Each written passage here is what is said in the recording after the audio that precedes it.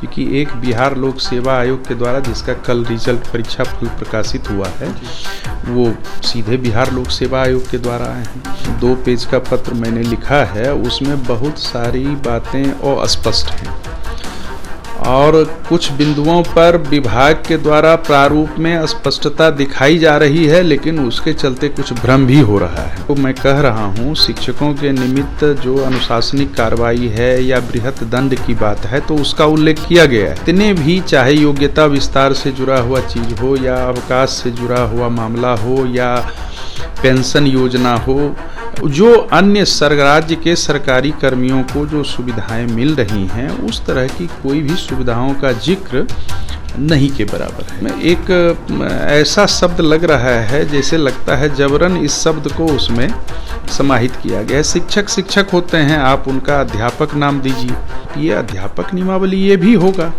और जो कैटेगरी तो सभी जान रहे हैं, विभाग भी जान रही है। ये कोटि जो है ये स्थानीय निकाय द्वारा नियुक्त हैं और उनकी सेवा जो मैक्सिमम 17 साल, मिनिमम जो भी कार्यकाल उनका रहा हो 10 साल, 15 साल, 5 साल। देखिए, बिहार में शिक्षक नियुक्ति होनी है, ऐसे में कई सारे सवालात खड़े हो रहे हैं। हमारे साथ बात करने के लिए जदयू एमएलसी संजीव कुमार सिंह है, जुड़ेंगे, बात करेंगे, जानेंगे क्या कुछ होगा नई नियमावली जो आने वाली है इसको लेकर। सर, जिस तरीके से नियमावली आने की बात हो रही है इसको कैसे देख रहे हैं आप और क्या कुछ इस नियमावली में रहेगा? नहीं, असल नियमावली के आलोक में मैं तो आपको अपना पत्र दे दूंगा।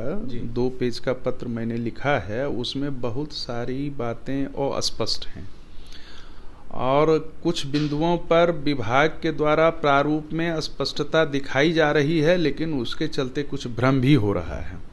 जैसे मान लीजिए, आपको मैं कह रहा हूँ शिक्षकों के निमित्त जो अनुशासनिक कार्रवाई है या बृहत दंड की बात है तो उसका उल्लेख किया गया है, लेकिन उसके बाद जितने भी चाहे योग्यता विस्तार से जुड़ा हुआ चीज हो या अवकाश से जुड़ा हुआ मामला हो या पेंशन योजना हो, जो अन्य राज्य के सरकारी कर्मियों को जो सुविधाएं मिल रही हैं उस तरह की कोई भी सुविधाओं का जिक्र नहीं के बराबर है, जबकि प्रारूप में ये स्पष्ट होना चाहिए।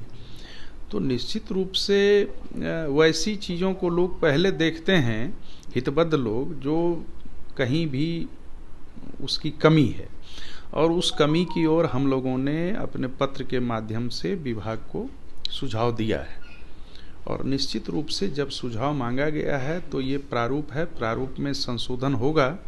अब जैसे बिहार राज्य विशिष्ट शिक्षक नियमावली कहा जा रहा, तो ये एक ऐसा शब्द लग रहा है जैसे लगता है जबरन इस शब्द को उसमें समाहित किया गया है। शिक्षक होते हैं, आप उनका अध्यापक नाम दीजिए। आप इसके पहले भी आप बिहार राज्य अध्यापक नियमावली लाए हैं, तो आप ये अध्यापक नियमावली ये भी होगा। और जो कैटेगरी तो सभी जान रहे हैं, विभाग भी जान रही है, हम भी जान रहे हैं, खुद शिक्षक भी जान रहे हैं, क्योंकि एक बिहार लोक सेवा आयोग के द्वारा जिसका कल रिजल्ट परीक्षा फल प्रकाशित हुआ है वो सीधे बिहार लोक सेवा आयोग के द्वारा आए हैं। ये कोटि जो है ये स्थानीय निकाय द्वारा नियुक्त हैं और उनकी सेवा जो मैक्सिमम 17 साल, मिनिमम जो भी कार्यकाल उनका रहा हो 10 साल, 15 साल, 5 साल, तो वो उस कोटि के शिक्षक हैं।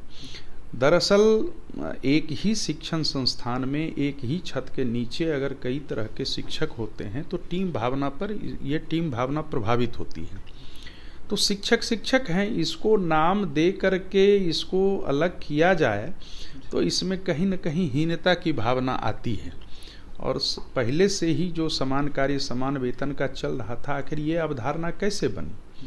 चूँकि नियमित शिक्षक हैं, फिर नियोजन इकाई द्वारा नियुक्त शिक्षक हैं, तो अब तो सरकार उस को सदा के लिए समाप्त कर रही है। इस जैसे नियमित शिक्षकों के कैडर को समाप्त किया गया, उसी तरह नियोजन इकाई के शिक्षकों के कैडर को समाप्त किया जा रहा है सदा के लिए।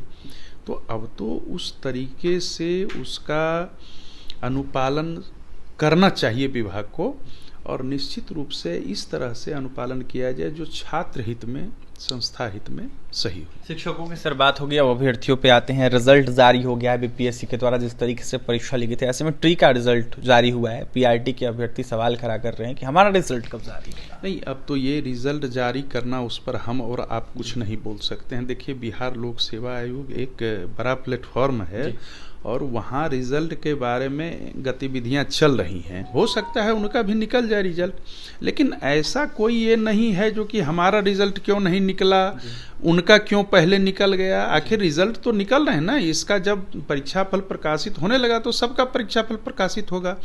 जहाँ तक कोई तकनीकी बातें हैं तो वो एक अलग है, चूँकि उसका भी कोई लीगल एस्पेक्ट है, तो ये सब देखा जाएगा। ये बहुत ये भी है कि बीएड वाले अभ्यर्थियों का रिजल्ट निकलेगा कि नहीं, क्योंकि आप भी शिक्षक निर्वाचन, ये मामला सर्वोच्च न्यायालय से चल रहा था, इसलिए इसमें कुछ भी कहना बेकार होगा। इसमें बड़े लोग माथापच्ची कर रहे हैं, कोई न कोई हल निकलेगा। पूर्व में भी बिहार सरकार में कहा गया, जो कि एनसीटी के द्वारा जो भी होंगे अप्रशिक्षित शिक्षक होंगे, तो बिहार सरकार ने केंद्र सरकार से आग्रह किया, उस समय मानव संसाधन विकास विभाग था, और आग्रह किया गया जो कि प्रशिक्षण के लिए जो छूटे हुए शिक्षक हैं उनके लिए समय दिया जाए।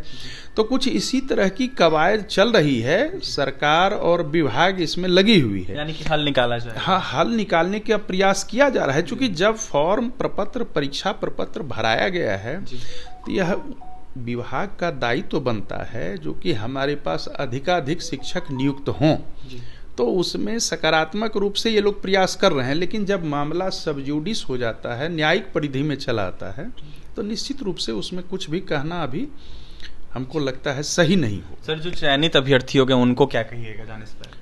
अरे भाई, अच्छे छात्र हित में चूंकि बहुत दिनों के बाद नियुक्ति हो रही है और यह उनका सौभाग्य है जो कि बिहार लोक सेवा आयोग से उत्तीर्ण हुए हैं, लोक सेवा आयोग के द्वारा जो परीक्षा हुई थी, और निश्चित रूप से छात्र हित में जो अपना सर्वश्रेष्ठ होता है वो दें। और हमको लगता है स्कूल विद्यालय का विद्यालय खाली था, चूँकि बहुत दिनों से ये नियोजन की जटिल प्रक्रिया के चलते शिक्षकों की नियुक्ति नहीं हो पा रही थी।